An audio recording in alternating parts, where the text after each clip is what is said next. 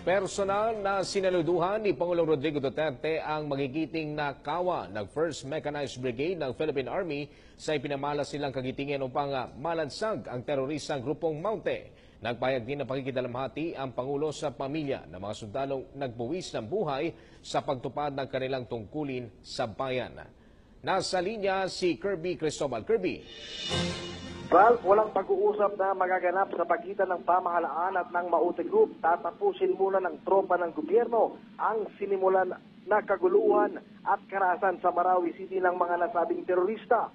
Ito ang naging mensahe ni Pangulong Rodrigo Duterte matapos na bumisita sa 1st Mechanized Infantry Maaasahan Brigade ng Mechanized Infantry Division ng Philippine Army sa Camp Leono, Barangay Kalandagan, Papurong City, Sultan Kudarat. Binigyan muna ng arrival honors ang Pangulo bago dumiretso sa headquarters para pumirma sa guestbook bago makipag-usap sa mga opisyal ng militar para sa isang command conference na inabot ng halos 1 oras at kalahati. Narito, pakinggan natin ang naging pahayag ni Pangulong Duterte.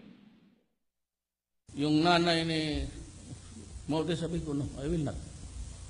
I will not talk anymore kasi marami na ang sundalo ko namatay.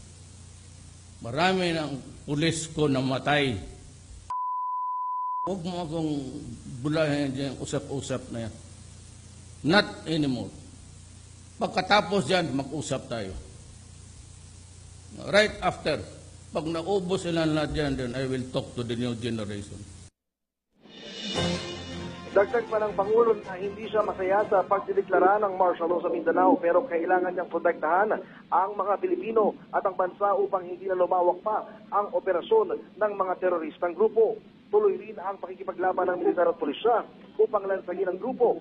Ipanahiwatig rin ng Pangulo ang kanyang pagkagalit dahil pinabayaan at binigyan ng pagkakataon ng Maute Group na makapasok sa Marawi City. Muli namang inalok ng Pangulo Duterte ang New People's Army na sumama sa tropa ng gobyerno upang maging sundalo. Siniguro rin ito na ibibigay ang mga trainings at iba pa. Buwaba lamang sa bundok at maging mapayapa ang bansang Pilipinas. Muli, narito si Pangulong Rodrigo Duterte. So I am again addressing myself to the NPAs.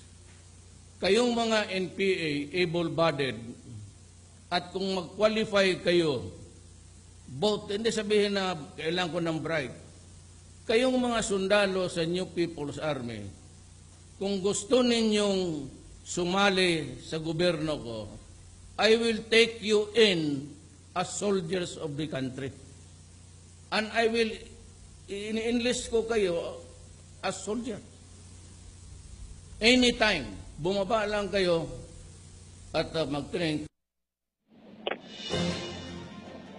Samantala ay pinakita rin ng Mechanized Infantry Division ang mga surrendered firearms ng New People's Army na karamihan ay mga high-powered.